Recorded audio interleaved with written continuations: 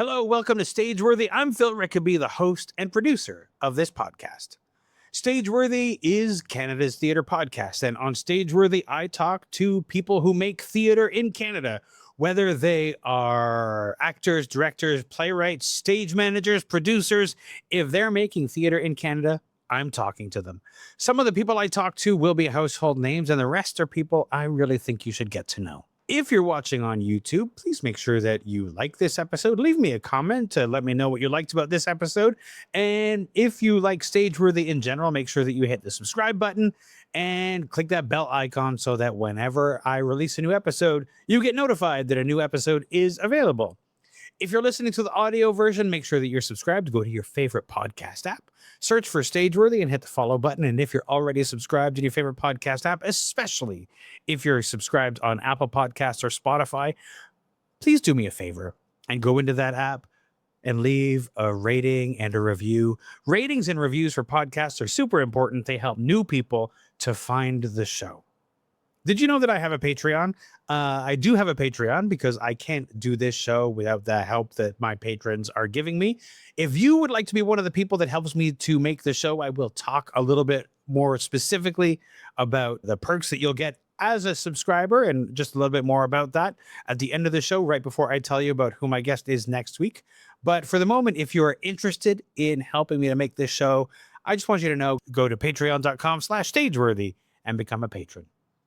My guest this week is Marie DiLiberto. Marie is the artistic director of Theatre Direct in Toronto. Theatre Direct is a theatre company that produces theatre for young audiences, for be they toddlers to teenagers, basically T to T, I guess. Theatre Direct is about to enter its 50th year, which is a massive milestone for any theatre company. And we talk a little bit about what it's like preparing for that and so much more. Here's my conversation with Marie DiLiberto.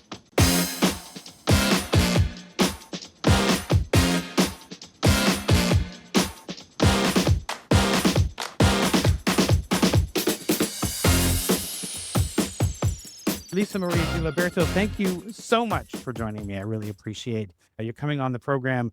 There's a whole bunch of things I want to talk about today, but I think obviously since you are the artistic director of Theatre Direct, we should start with that. For those who don't know, what is Theatre Direct? Hopefully most people in Canada know about Theatre Direct, but I understand not everybody does. Theatre Direct is almost 50 years old. So next year will be the 50th anniversary season. So that is upcoming. It's stressing me out, but I'm very excited.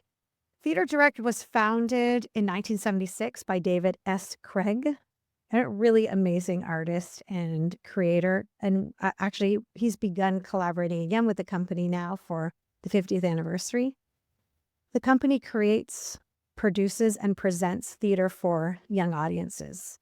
And sometimes that means like really little tiny people from 0 to 3 or 3 to 6. And sometimes that means post-secondary students. So youth all the way up to 30, really.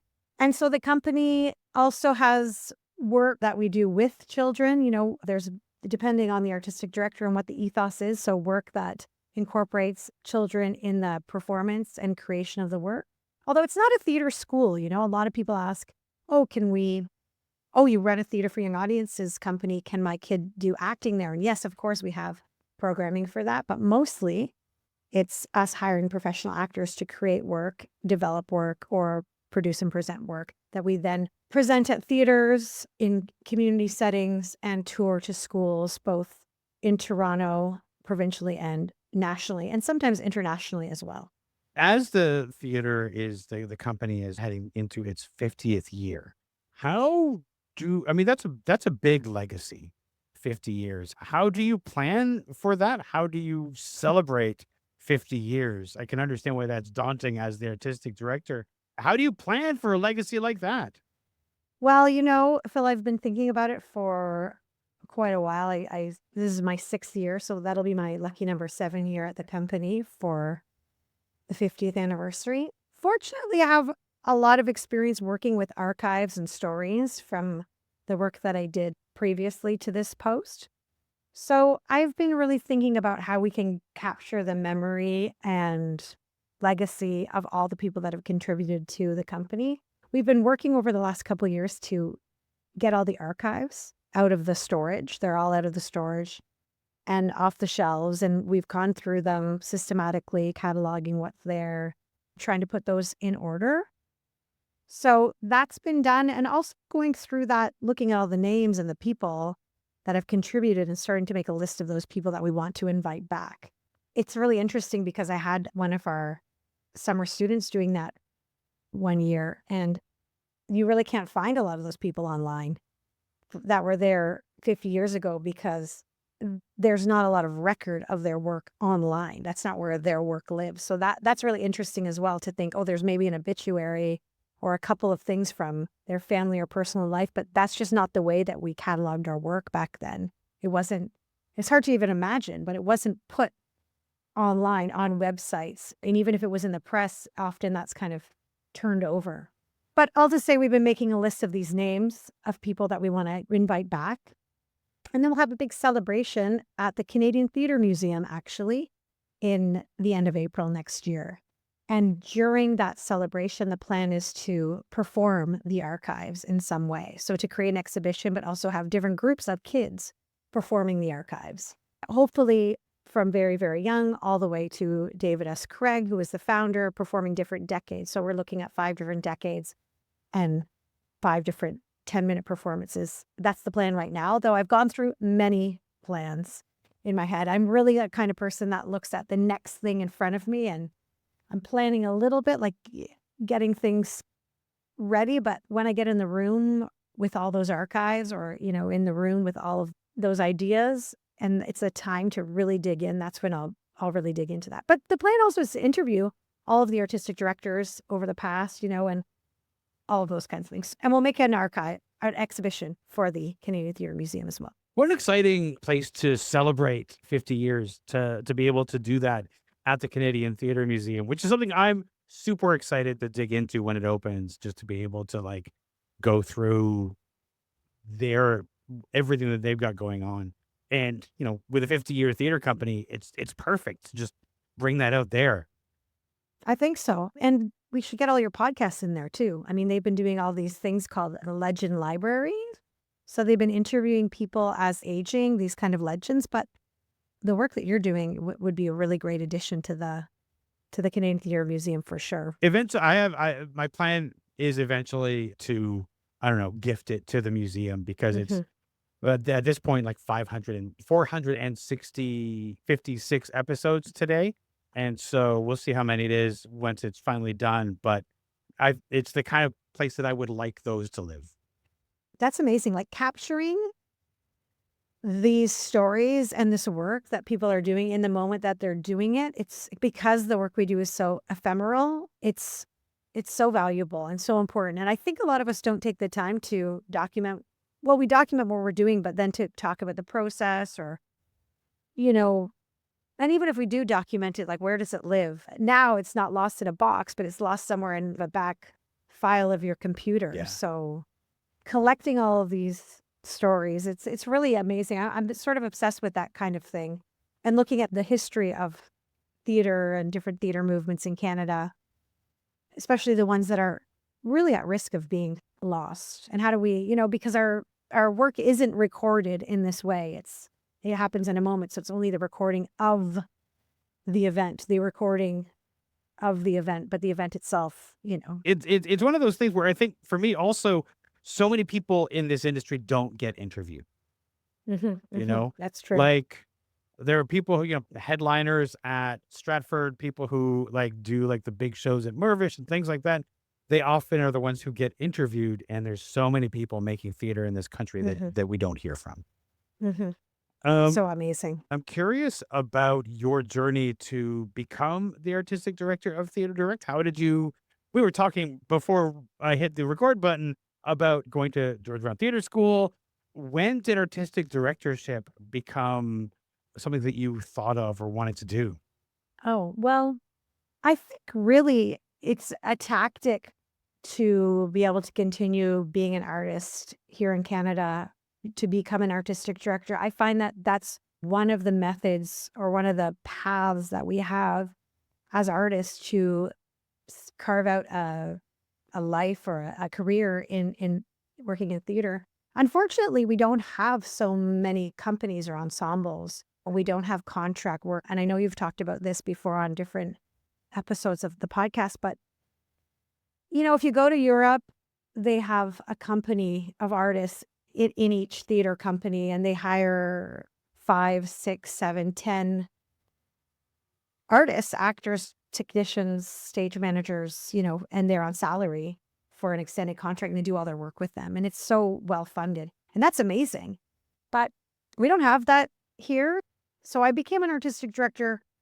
Well, I would say, I guess I'm really grateful to be an artistic director now because I'm able to continue being an artist and make a living doing that in a consistent way. And I need that because that's just the kind of, I'm looking for that kind of life. I live here in Toronto. I have 2 children, and working, I have to work. That's just, it's not an option for me to sometimes work and sometimes not work. Having a steady employment is vital for the kind of life that I'm living, which isn't a fancy life. It's just a life living in Toronto and supporting a family along with my partner.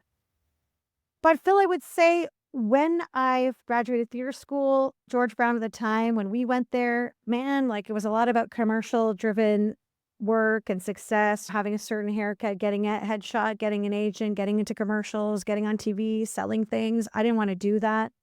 I was into theater for a social, political, reason. I thought we could use theater and arts to change something. And I still believe that, to say a message and use our gift as theater artists to speak out, to say something, to advocate, to be activists. So my work has always had a hint of that, with a hint of clown. But eventually I worked with a bunch of different companies touring and on different stages here. And I worked at Second City for a couple of years, and Tony and Tina's wedding. That was awesome. I think that kept me being an actor because I had this job for almost 2 years that I went to every day. Did a lot of TYA touring at the same time. Anyways, then I wanted to make my own work because I sort of didn't want to hear what everyone else had to say, or I wasn't really starting to not take direction in the way that probably I should have. And I thought I better create my own work because I have some things I want to make and do and be in charge of. And I really like leading. I've always liked to lead. So then I started my own theater company, Fixpoint Theatre. And I think that was probably in 2005 around. I started to create my own work and then named myself the artistic director of my own company, which, as we do. And I was also the lead performer, and I wrote the shows. And, I wanted to start I really wanted to do these small shows that I could just do by myself whenever I wanted. But strangely, the company, not strangely, but ironically, I guess the company just needed so much and grew so large that this one person show that I imagined I would do about my neighborhood, The Tale of a Town, turned into a really epic national production with teams of artists all across the country. And I was artistically directing those. And as I became, when I became pregnant, I began directing. And then I was directing in different spots when I had my little kids, directing the show, moving to another spot, directing the show. So, and finally, I guess it's such a long answer, but finally, when Theater Direct came up, my husband and I were working together with Fixpoint, and we were doing pretty well. We had salaries and things, we had operating funding, and, it was an incorporated not-for-profit company, and still continued for many years after that. It's just on a bit of a hiatus now because we both have other jobs. But when Theater Direct came up, I just thought this is a great opportunity to get on board a company that was really stable and operating. I had really small kids, and also to get on board with a company that my kids could be totally involved in. And that was really important to me, that my kids could come along. And I thought, well, this is such a great opportunity. When I knew that Linda was leaving, I thought, I'm going to get in there. And now when people ask me, can you come to this play? It's probably going to be a play for kids, or it's going to be a play I can bring my kids to. And they've been part of a lot of projects along the way. And that's been really important to me, the merging of my life and my family. So that's probably where it's a big answer of how I came to be artistic director here and the artistic director of Theater Direct in particular. Yeah. you were mentioning about how when you at a certain point you decided you wanted to make your own work. That is something that the theater school did not prepare us for. I don't know about like The vocal mask, maybe. maybe the vocal mask, like maybe, but Maybe. Like you have to make you have that. to make that, but you can't be original. Like the vocal mask, you're like collecting all this stuff, and it has to be Yeah. original, no, Yeah. unoriginal. It's not It's original. not but original. You it's- can't have You're written it. putting it You together. assemble it. But the career that I felt, and they've basically said, like, we are preparing you for, you're going to go to auditions, you're going to get a job at Stratford or Shaw, and that's, you go between Stratford, Shaw, maybe you do a Mervish here and there, but that's what you're going to do. And the idea of self-producing or creating your own theater was not something that was anything that anybody ever talked about. But very shortly after graduating, it was like, oh, the only way that anybody's going to see what we do here is if we do some stuff ourselves. Yes. There's no way around it. I think theater schools have come to that, but it took a long time to get there. Yeah, I think they have come to that. Now there's a lot of, Humber became a place for that for a while. And I don't know if George Brown totally got on board, but definitely wasn't discouraged. The fact that maybe they have devised creation projects. I know at York they have that. I've taught a few of those, Brock. But you really, I'm producing, being able to produce your own work and devise your own work. Yeah, you can learn how to like project your voice across the stage at Stratford, but not a lot of people are going to have the opportunity to do that. Not like graduate class after class of graduates. And it's unfortunate because I think they're selling this kind of dream that there's even an opportunity for people to be professional actor in Canada. And I know a lot of really successful people, like actors in Canada, and that's still really hard. I mean, people that we would all look at and think, wow, that's a really well-known actor here in Canada. And still it's gig to gig to gig, Yeah. There are just too few theaters in this country to be able to support what you're talking about. Like, the idea of being an actor who works constantly. And like Yeah. you were saying earlier about how in England, the National Theatre has a repertoire of actors who, like, they're employed for the year and everybody's employed for the year. They're the company. And the only places that can do that here are like Shaw and Stratford. And that's like basically for an extended summer. But it's, for 6 months. Yeah. And I mean, the funding is different because the theater, I was looking into this recently, like, what's the difference? And the theaters in the UK are funded from the lottery, not from tax dollars. And so when the lottery is, people, like, all the money from the lottery, it essentially goes to the arts. It's one of the things it funds. Whereas here it comes out of tax dollars. Well, not totally, because it comes out of the lottery here too. I mean, a lot of theaters that are not for profit companies work bingos. And those bingo dollars go straight back into the theater. Not all of them. Right. But there is like that lottery money. The Theater Direct used to do that. Yeah. I know a lot of companies, I volunteer for different boards. And so there is some, and the Trillium Foundation, that's a lottery, right? That's all lottery money that filters through to theater organizations through lottery. So there's some, but not the same. Not on the level that it is there. Not on the level. No. But I do think like I don't want to be all like Debbie Downer about, actors in Canada. Of course, either. I think there is on the other side of it a really big opportunities to create your own work and to find spaces and support to do that. I mean, the granting system does, support a lot of project-based companies and project-based grants, and we can get that. And with the ensemble thing, I mean, it's also something theater companies can try and do. I actually noted that in rehearsal today. We're rehearsing a new piece at Theatre Direct called A Period Piece. It's about periods.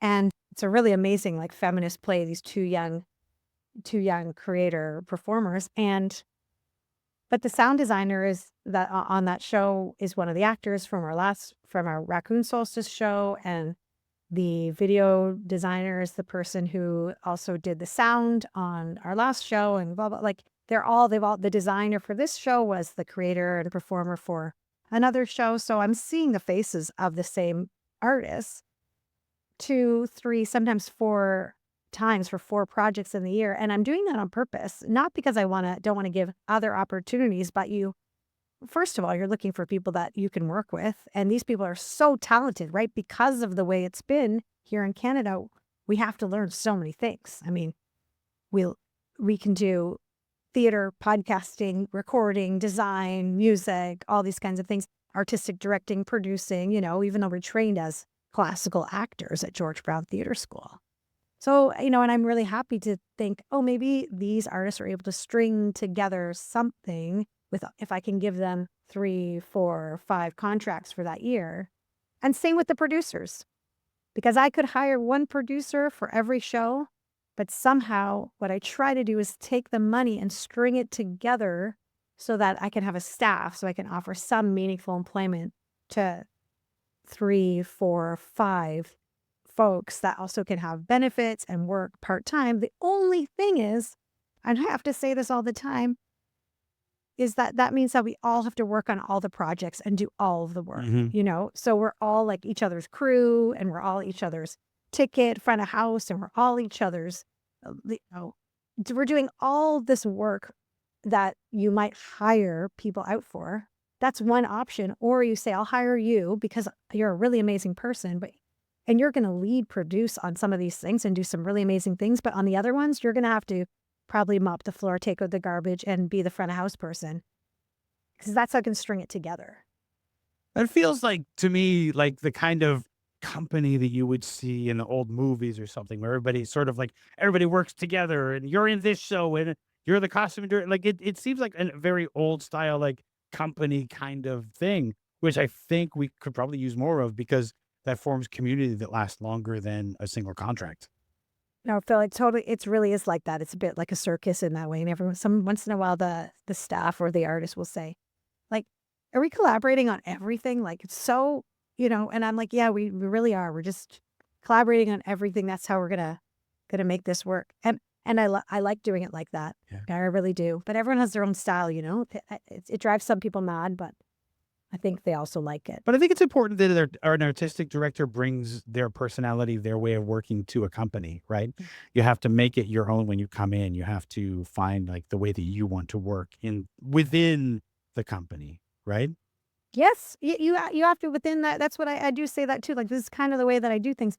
But the interesting thing is, and probably I'm not alone in this, because most of us that became artistic directors or producers or managing directors or came up studying theater and acting or theater production, most of us made all the other stuff up. Like, I definitely, when people say, I think I have a better way of doing this, I think, yeah, you probably do. Like, you might have learned that somewhere. You might have went to school for that. Like, I went to school for classical acting at George Brown, and then I studied clown in Paris. And the rest of the stuff I made up just as I was making my company up. I was inventing it. I think I made up my own way to use a spreadsheet in my own way. And now sometimes people say, oh, I learned the way to do this from Lisa Marie. And I think, well, I'm sure there's a better way. Like I'm sure there's a better way to do all of these things, but this is just, how I do it. I put pieces of brown paper on the wall, and that's how I make the play. That's just how I did it.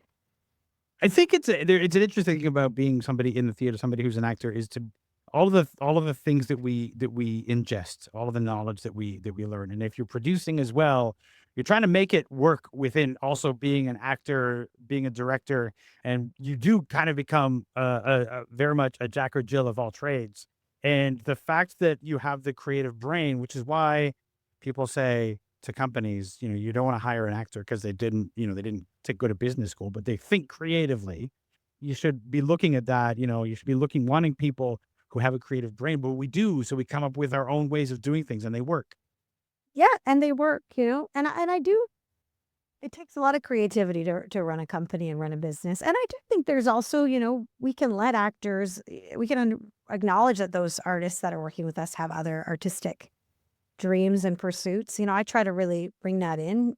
So, for example, like Madeline Brown, she's amazing. Do you know her? You should interview her. I've talked to Madeline before. She had very much she was doing a couple of fringe shows, and I talked to Madeline. Yeah. Yeah, she's pretty rad. Yeah. She worked at Theatre Direct as a producer for a long time. And then she, said, okay, I need to, then we produced her show that she was writing, and that was cool. So she produced her own show as part of the company. And then she just starred in our production of Syndrome, our world premiere of George F. Walker's Syndrome. Right. And, what a talented person. But, it's really awesome to be able to, when people are spending a lot of time behind the computer, behind the screen, doing admin and producing work, to see them also have the opportunity to do their artistic work. And not everyone can do that. Not everyone wants to do that. Yeah. Like, there's creativity in all of that. Yeah. Lisa Marie, let's talk a little bit about theater for young audiences, because I think it's worth talking about Mhm. why theater for young audiences is so important. Well, that's a big question. I mean, it's why is it so important? Oh goodness, I know that in my bones. You know, it's key that we make really awesome theater for young audiences, first of all, because sometimes that's a person's first encounter with theater. So it's a big responsibility, because if they don't like it, they're probably not coming back. And I'm talking, I guess now I'm imagining the high school audiences that we had for Syndrome recently. And some of them came from far and wide, different, neighborhoods around Toronto. And a few of them, I would ask, like, is this your first time seeing a play? And a lot of them, they were in grade 9. They were like, yes. And you kind of almost had to remind some kids, not a ton of kids and teens are flocking theater. And I think that they're seeing sometimes like Mervish or general audiences shows or little kids shows. But for teens, I think it's really important for them to see that theater can be really exciting. So that we're, cultivating the next generation of theater makers. And I think right now, as always, and for kids and for everyone, being together in a room, not on our phones, not on our screens, looking up, participating in an event.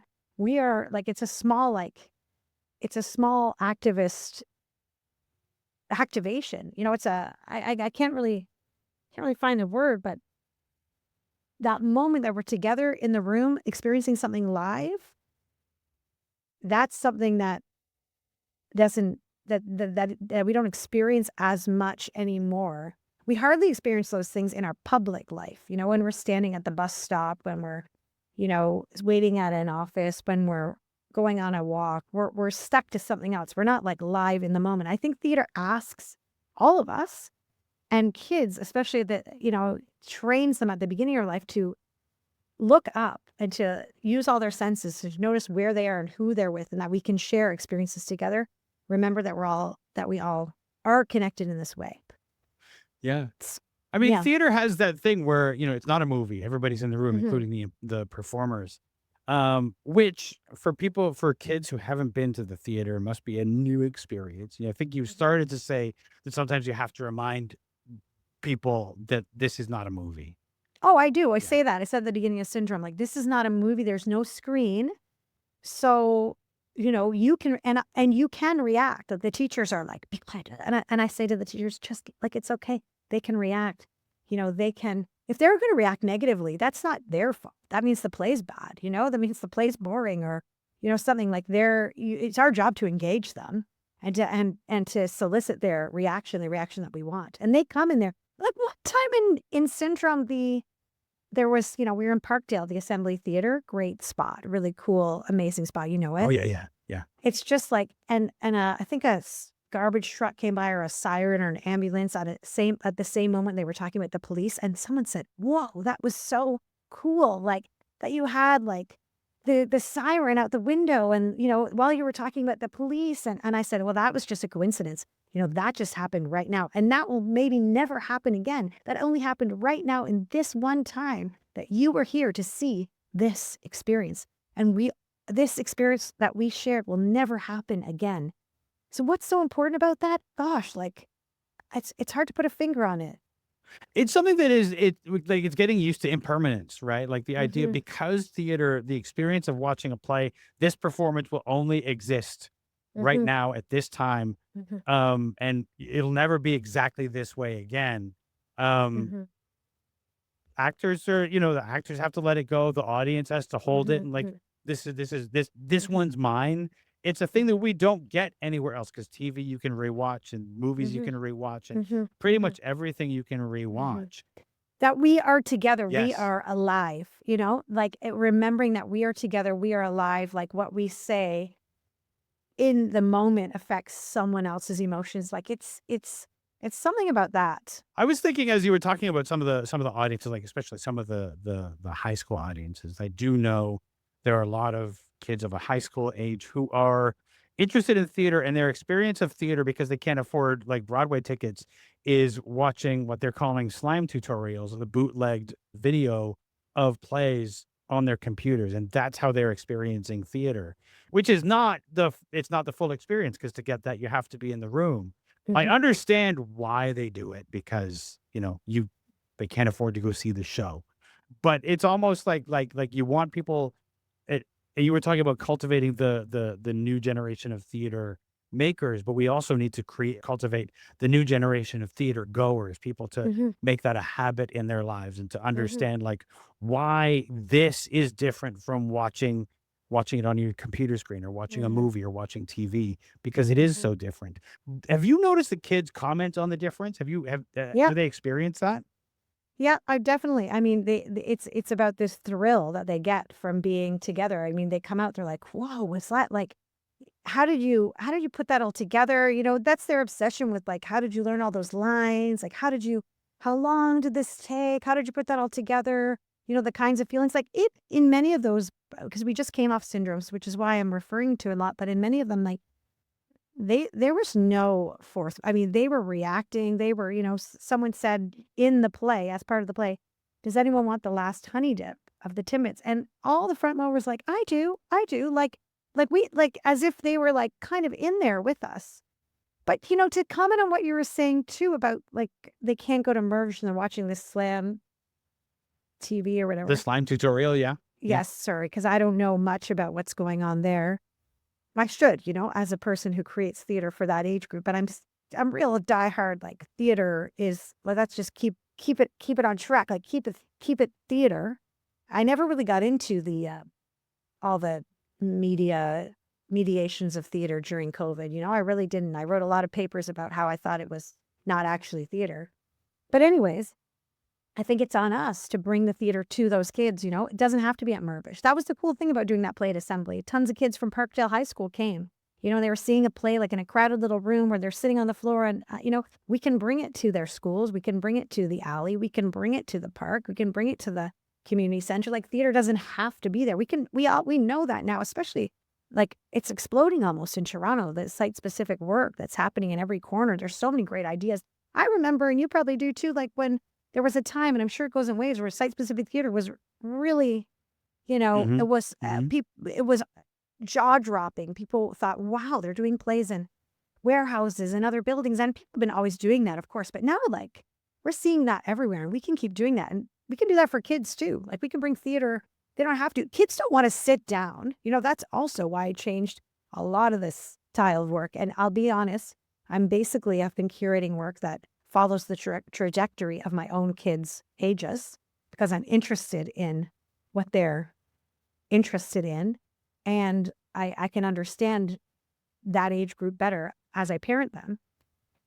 But, even coming into theater direct, the kids don't want to be told another time that they have to sit down and be quiet and listen. They want to like move and walk around and get up and react, and they want to be immersed in a piece in a different way. Immersive site specific participatory theater, that catches them, because that's where their attention is. It's really hard to get a kid to sit down and watch a play sitting in a seat for an hour, 90 Mm. minutes, 2 hours. I mean, I judge how good a play is by how many times my youngest son tells me, "When is the end? Is this over?" He asks me 5 times, it's like really bad. 4 times, it's 3 times is pretty good. 2 is like not like okay, and once is almost spectacular, Mm.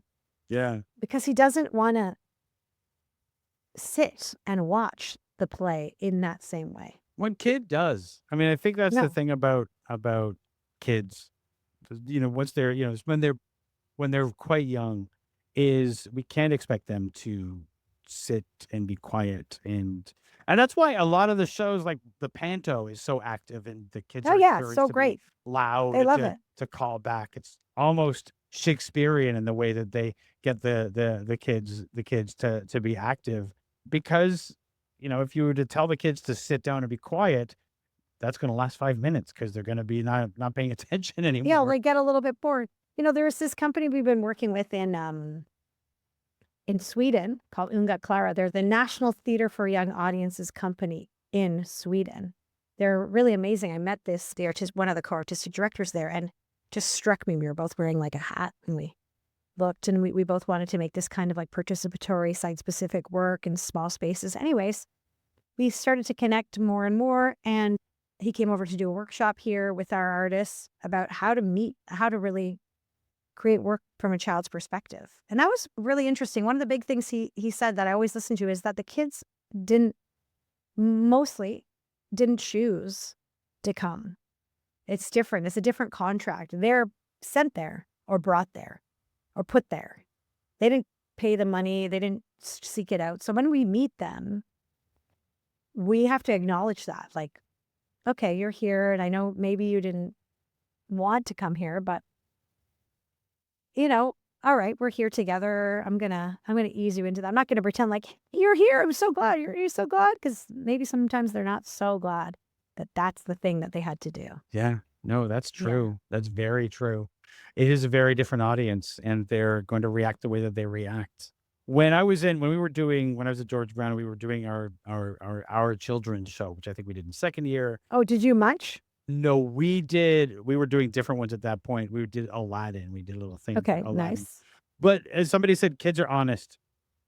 They're yeah. the most honest audience you'll ever see, because they're going to tell you what they think, either Absolutely. in their actions or through their words. Well, because they don't know how, they haven't learned. And Yeah. I guess that there's the value in like them learning to sit and listen, because you have to learn that at some point. I am trying to teach my kids that, and they can somewhat do that now, but it is a learned thing, to clap here and sit like this. But you hope that people are doing it because they're engaged. Mhm. Yeah. Yeah. Now, is there a quintessential theater direct show in your mind? Is there something that is the kind of theater for young audiences that theater direct will present? Oh goodness. I think it's changed over different eras with different artistic directors, which I can speak to more as I continue to dig through the archives. I can tell you that my predecessor, Linda Hill, she did a lot of work with really young audiences, 0 to 6. She ended up creating the We Festival, which is a theater for babies, 0 to 6. And so that was really interesting. And she brought a lot of international work, and she still has this festival. It's really successful and amazing. So that became its own thing. So we haven't touched that age group, actually, because, she's doing that work. I'd say, though, there's a show that we're doing right now, one that we worked on with that company, Unga Clara from Sweden, called The Guardians of the Gods. It's a pretty cool show. It involves 11 countries. So this show that was written by Eric Udenberg at Unga Clara, called Guardians of the Gods, was developed with interviews from kids and grown-ups about their childhood from all those 11 different countries, about what it's like to live in a world ruled by adults. And so he did all of those interviews, and then he put this beautiful poetic script together. That's some verbatim text and some poetic like renderings. I think it's translated into 7 languages, I believe. There's 11 countries. It's translated into quite a few languages. And we went to work on that in Turkey last year with all the actors from these 11 different countries, and then are presenting it.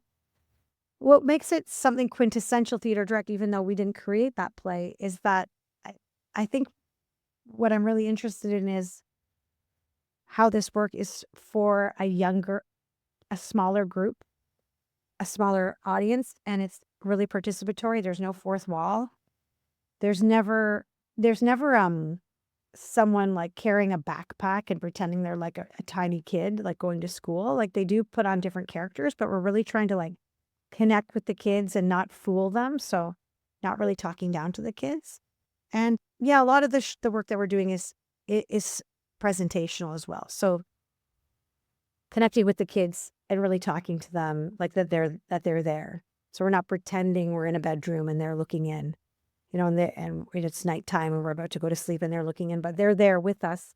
And so that's we kind of take away that part of the suspension of disbelief. They're there with us in the space that we're in, and we're doing this show that usually talks about their their experiences and kind of digs into that. And it's pretty edgy, some of the stuff. Like that one, one of the lines is, "I don't believe in God," and people are like, "Well, I believe in God." Someone else, or, there's some stories of, people being like hit by their parents. And, those are all real stories. There were hard things to get into schools. We had to sometimes just go into the school and then beg for forgiveness after they really liked those shows, because, kids these are issues that kids are dealing with. And it's really hard to get those issues into the schools and even into the public, because people are censoring so much what kids are allowed to listen to and hear, which then makes the work really surface level and boring and trite.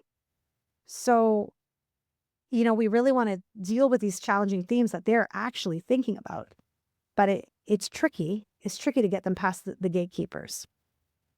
Do you, in terms of getting past the gatekeepers, do you tend to do it and ask forgiveness later, or do you judge it based on the school board? How do you get it past those gatekeepers? Yeah. Well, I've always been a risk taker in this kind of way. Like, I'd rather just put the show up on that site and then, oh, we didn't have a permit, but okay, well, we'll get one.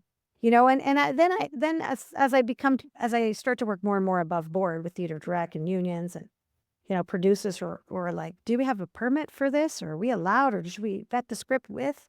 I start to try to do it a little bit, but the more guerrilla style I can go, the more I can kind of get in there, the better for me, because the more risks that we can take. And as long as the show's good, like, we don't want to do anything that's going to harm anyone or make anyone feel like they shouldn't have seen those things. There's definitely guardrails that we put up, like that show, Guardians of the Gods. You have to be 10 to see that show.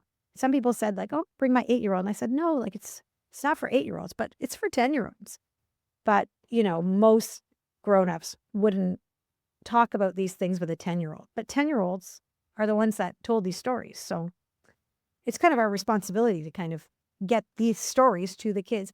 That's what I remember. And that's the thing with Theatre Direct, you can do all this producing work, all this admin work, all this stuff, but it's actually getting the stories and the work to the kids. That's the point. That's the point of all of it. And when we are in those moments, when we're presenting those shows to the kids, that's when we're doing our job. Yeah. I think sometimes kids or parents of kids, they make assumptions about what their kid can handle. Like, they're like, oh, no, my kid's a very mature age. They're Oh, yeah. particularly ready for this show. Yeah. And the people who make the show are usually like, you can tell, no, they're not. Yeah, it's not. And that happens with like non young theater for young audiences. I remember being at the Halifax Fringe a couple of years ago, and Gillian English was doing one of her shows, and somebody came and they brought their 6-year-old, and she started the show and was like, you are 6 and you're probably too young for this show. And their parent was like, they're fine. And Gillian said, you are probably not going to think that once the show starts. He's like, they're fine. And after the first F-bomb, they were like taking the kid out, and it was like, you know what, we put the age on the show for a reason. The kids, we were trusted. We know what we think the kids can take, and we do that for a reason, not just because we're party poopers. Not because we don't want kids around. It's really an interesting one, because you want to be, there's a lot of shows, we can make that are for everybody, that play on so many levels. And sometimes it's okay for a younger kid to come. They just won't get it. They just won't get it. They just want to just go over their head. So there's just really no point, of that. Or an older kid coming to a show for like younger kids. You're always playing on 2 levels when you're doing theater for young audiences, because you're playing for the kids and you're playing for the person who brings them as well. Unless but even if it's a school audience, you're playing for the teachers. Like the show we're working on right now, a period piece for grade 7s and 8s. So probably for grade 12, 13, 14-year-olds. They're probably not coming on their own. I mean, they could. I have a 12-year-old, but they're coming with their parents. So there's jokes for the 12-year-olds, but we're working with like different kinds of media, like live feed video and YouTube and punk rock and kinds of music. And, sometimes in the room, someone will say, oh, I don't know if this is exactly what the kids are into. And I say, well, their parents are really into that. So this one's for them.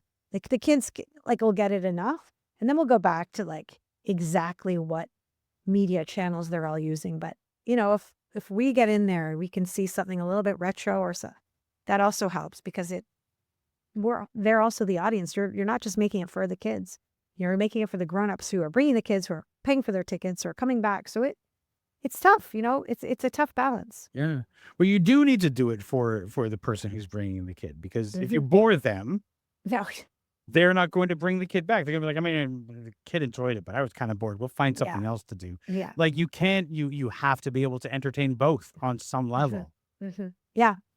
Can you have ones where you drop off the kids, different stuff. I've toyed with that idea, like the kids go here, the parents go there. There's 2 programs. There's that kind of thing, that kind of leads us into a little bit of the work that we do to sometimes create access for artists who have kids. That's a strategy, to have a show on a main stage and have a show on a smaller stage for kids, so that parents can see a show that they love and kids can go see a show that they love, and they can come on back together. They both that's amazing. That really works, I think, in some way. And then they can sort of talk about the themes of that show. It's a bigger endeavor. We haven't quite done that yet. They do that in the States in some with some companies. That's really interesting, and we should probably explore. Hmm. Yeah, I'll try to do that. I'll do that next year. I've thought about it. Yeah. Just you need to build 2 shows, one really big, or one for grown-ups, one for kids. It's not impossible. It's not I would do impossible. that. It's just like, again, it's like the finances of doing 2 shows. Yeah, yeah. you know. I'll invite you, Phil. You'll be Okay, there. awesome. It's going to be great. You come to both. Awesome. Sure, absolutely, I'll do both. As we mentioned, Theater Direct is heading into its 50th year next year. And you will be in your 7th year as artistic director. That's right. Next year. It then falls on you to set up Theater Direct for its next 50 years. To be like that person who's, I've taken it into its 50th, and at the end of my tenure, we have to be ready for it to continue on to the next 50th. Mhm. How do you see the future of Theater Direct, and what is the mark that you would like to leave on it? Well, I think it's going to keep going for sure. I mean, that's the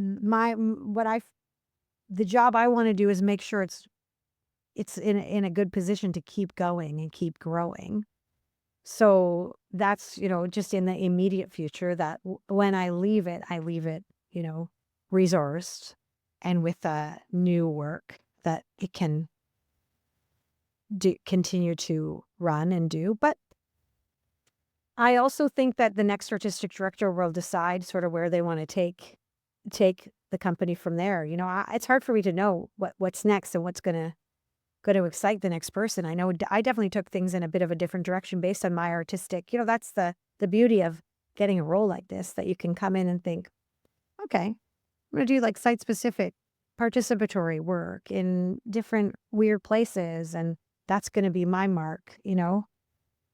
Or we're going to so the next artistic director might think, oh, I'm going to take this and do a lot of like mediated work and digital work. So I really have no idea where it's going to go. I don't think theater is going to go anywhere. When people think like, oh, AI or oh, media, or we thought that when TV came, we thought that when movies came, we thought that there's nothing that can replace live theater. It's just nothing. It's been going on since forever, and it will continue to go. So as long as the funding people, our big recession in our economy and all those things, like what's going to happen, we need to make sure it's like well resourced, and that could be, maybe the next step of figuring out other kind of revenue sources. I'm pretty good at finding different pockets of money because I had my own independent company for 15 years. So I got lots of little bits of money from a lot of different bits of places for a long time, So, but 50 years, geez, when will that be? 2026. Here's the first. It's going to be, the 100th anniversary. Yeah, 2076. Will I be alive? Will I come to that? That'd be kind of cool. Will I even still exist on the internet? Maybe they'll look at this podcast. Maybe they will. Hey, that artistic director came up. She did this podcast with Phil at Stageworthy. She talked about the next 50 years, and she didn't say anything of substance. I mean, how can you know? I mean, it's not a fair question, because how can you know? I have no idea. But you did say something that I want to explore. You talked about, when you came in as an artistic director, you had ideas of what you wanted to do. When you came in, like, what was the reaction to the direction that you wanted to go? Was there pushback from anyone? Was there any kind of resistance to the direction you wanted to go in? You're just looking for gossip now, just like, did It's not. anyone? It's not. No, No, it's not gossip. I'm just I'm kidding. curious because when a new artistic director comes in, I think that among the people who were there and the people who like boards and other people, they might worry like, what is this person? What direction are they going to Yeah, go yeah, in? sure. I think so. I mean, the artistic director before me was there for 17 years, right? So it was her, it became her company. So of course, like you care about that so much. It's such a labor of love. So I think that she really wanted to make sure that I was going to care for the company in the same way that she did and keep it going. So, but there wasn't a resistance, just a hope that would continue. As soon as I came in to theater direct, they had no theater anymore. They were at Witchwood Barns, and they had that, it was artscape thing where the rent kept going up and up and up. And so it just became unsustainable. So they didn't have that space anymore. And they just had like a shared office space near Theatre Passe Muraille on Queen and Bathurst. And then so I found us a new home here in like near Symington and DuPont in Toronto, just in the West End. It happens to be also, again, it's all connected to how I can make that work. My kids' school and my house, I can see my kids' school from the parking lot and my house is walking distance, but it was also where, it was where Fixpoint was. So another place got, so that was amazing. And then we got a studio here, and then we got like this spot, which is sort of like a bit of a storage and where we're kind of organizing the archives. Anyways, the question was the resistance. Then COVID came. So I launched my very first season, I started in 2019 in January. I built the season, launched it in September 2020, and then we began doing that work, and then we stopped. And then we changed a lot of stuff. And then my expertise in creating site-specific, outdoor, like promenade style work really came in handy. I was already proposing that kind of work, but it didn't matter to me actually before COVID came, just in September there in 2019 when we did our first season launch party. I said, I came into Theater Direct and there's no venue, and that's awesome. That's exciting to me. That was so exciting to me because I love partnering with people. I have I had to partner with people all across the country for projects that I did before my work at Theater Direct. And I liked doing things in storefronts and parks and community centers and alleys. We did a big piece on the rail path. So this was exciting to me. And then when COVID came, it was a little bit less exciting. It's like a little bit more boring, couldn't do really anything. But then it built up again. Like we did the first show, definitely in Toronto for young audiences post-COVID, the first live performance, because we did it outside at the Humber River, and we bussed like kids. Well, we couldn't even bus kids in then. The kids that could walked there and came and watched that show at the Humber River.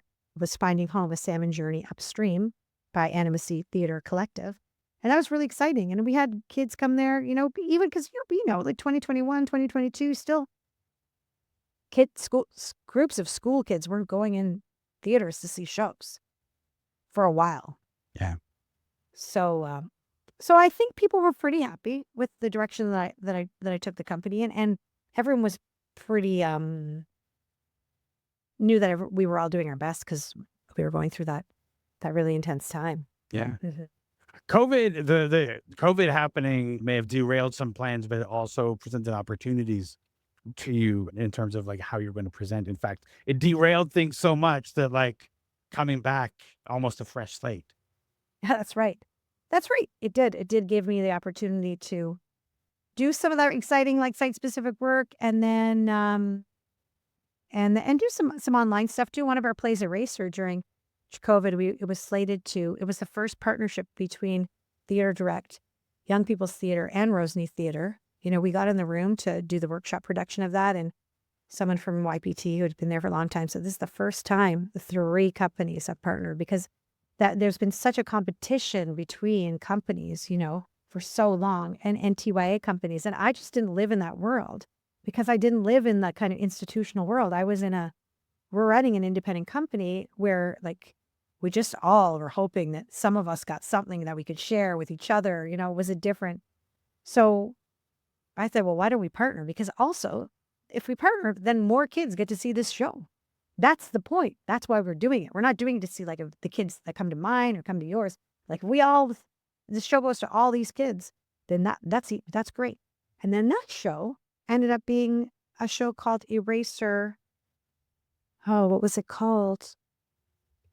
Oh, anyway, Eraser, the COVID version, Unplugged. I'm not sure, but these artists, these emerging artists did, I'll think of that title and I'll send it to you. But these kids did, not kids, emerging artists did this amazing work right off the hop in the pandemic, on Zoom, in their rooms, sending things around through designers, created this work. I mean, yes, we eventually figured out how to do it, but they did it then. Like, they started in March 2020, and the next year, I think maybe even by that year, but definitely the next year, every grade 4, 5, and 6 student in Toronto saw that piece because we connected with the school board, and it was about like how to navigate through this isolating time when you're a young person.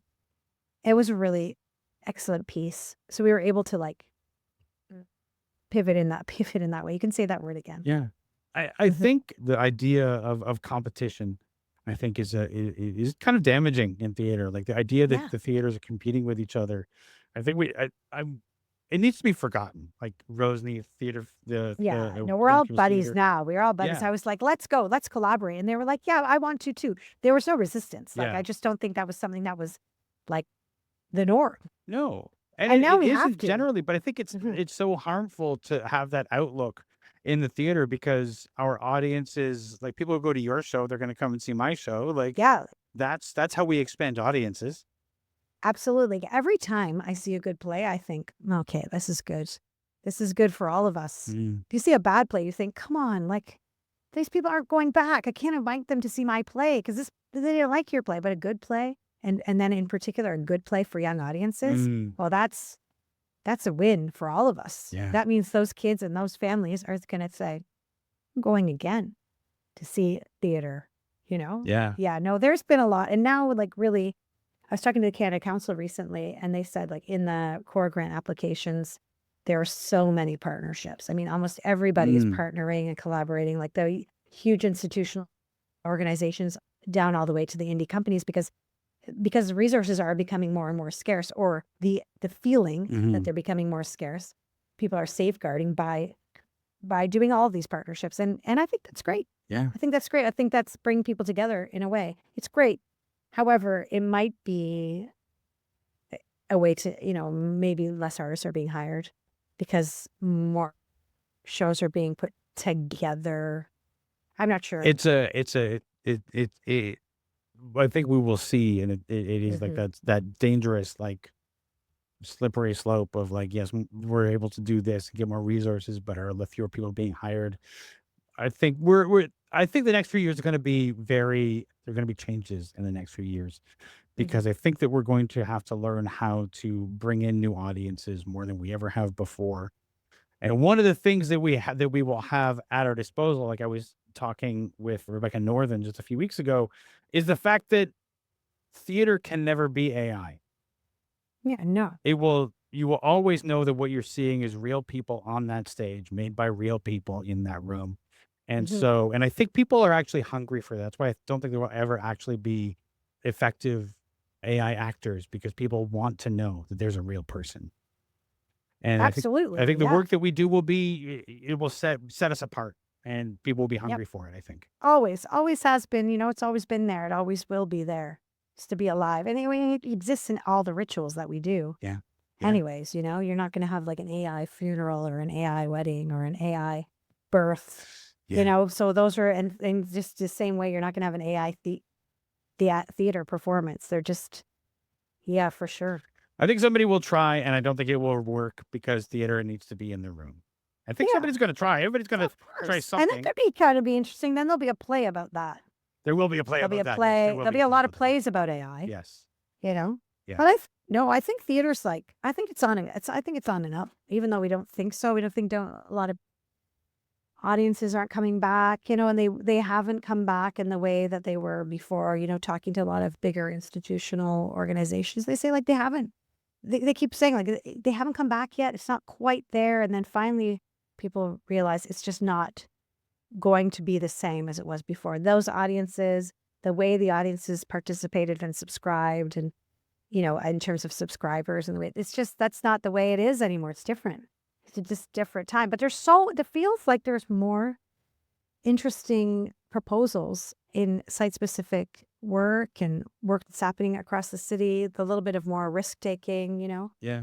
It feels a little bit more exciting. Yeah. I think that when the audiences aren't coming back, it's because they got used to staying home and watching their television. Yeah, well, you can't compete with Netflix. I mean, there's some really good shows. But we also know that people are willing to pay for experiences. Yeah. Right. So I think eventually we'll figure out how to communicate the theater experience and why people will go. We just haven't figured it out yet because theater moves at a certain pace, and our promotional, we haven't figured out how to express that yet. But when we do, I think it'll be really great and people will come back. Starting like those kinds of experiences, like Dance Nation, I think that's on right now. I think that's an experience that's happening at Coal Mine. It's all through the theater. And there was just that piece at ARC, that was also like a super site specific piece that, they're offering more of an experience. I have one last question for you, Lisa Marie, and that is, you have mentioned your education in clown. In addition to the classical training at George Brown Theater School, you went to the Philippe Gaulier School in Paris. But how has clown influenced your work at Theater Direct? Amazing. Thanks for that question. Well, it influences all of it, all of the work that I'm doing. Even when I was working on the George F. Walker play, I thought the joke was like the director is a clown, so it's going to be a clown show. But that kind of work, the kind of work that I learned with Gaulier is how to really read the audience, to hear the audience, to play for the audience, to pretend so well, to have a fixed point. That's the name of my company, came from the work at Gaulier, to take one moment after another, to connect with your scene partner with complicité, to make sure that someone was in major and then someone was in minor, to remember that it's all a game, that le jeu, like that we're playing a game together, and the audience is part of that game. It's all for fun, and we have to be in the moment. We have to be playing the game of theater in order to make it exciting, to be connected. So our complicity together. Every show that I do, every rehearsal that I start, we play a game at the beginning of the day. Beginning of the show, every show call starts with a game. Usually they're ones that I learned there.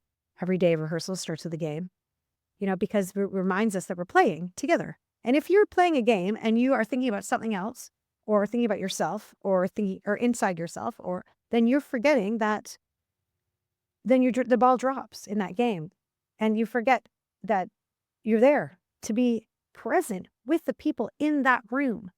And that's what brings us back, like circles us back to that live experience. We're there in that room with those people present, and we have to be there playing that game with them.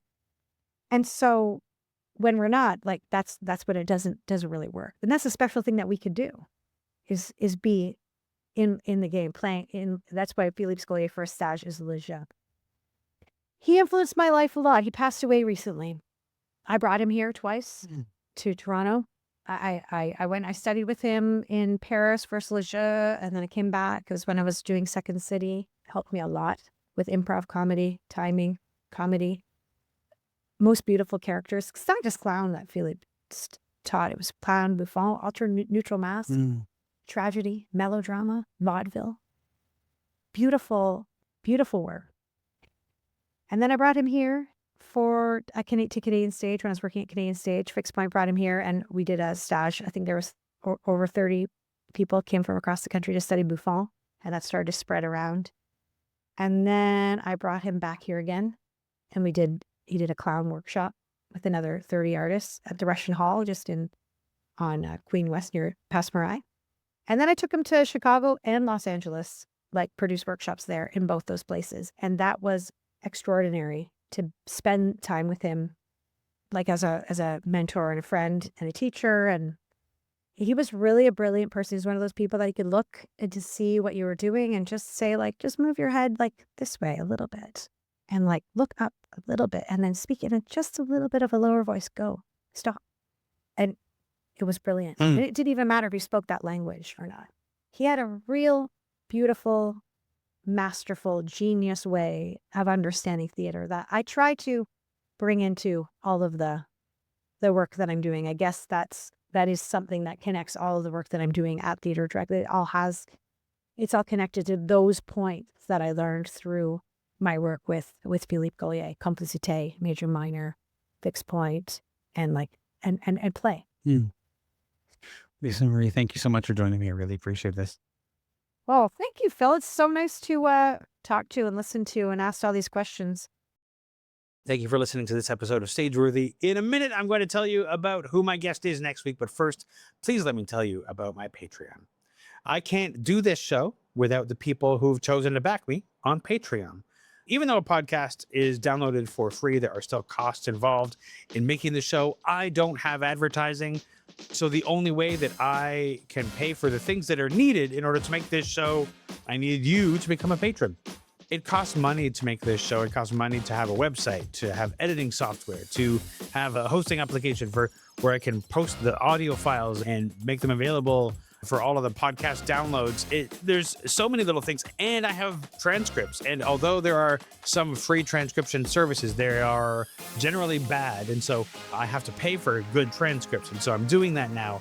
And I want to make the transcripts available to make these conversations available to not only people who can hear, to people who are hard of hearing or deaf, and also to people who might just want to follow along with the conversations.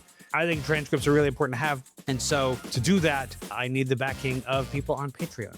I am super grateful to the people who are backing me. And if you're watching on YouTube, you will see their names now. But if you want to help me to make this show, please go to patreon.com/stageworthy and become a patron.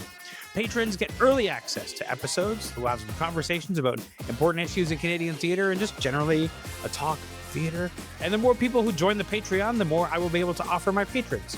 So please, if you're interested in helping me to make this show, go to patreon.com/stageworthy and become a patron. My guest next week is Susanna Fournier.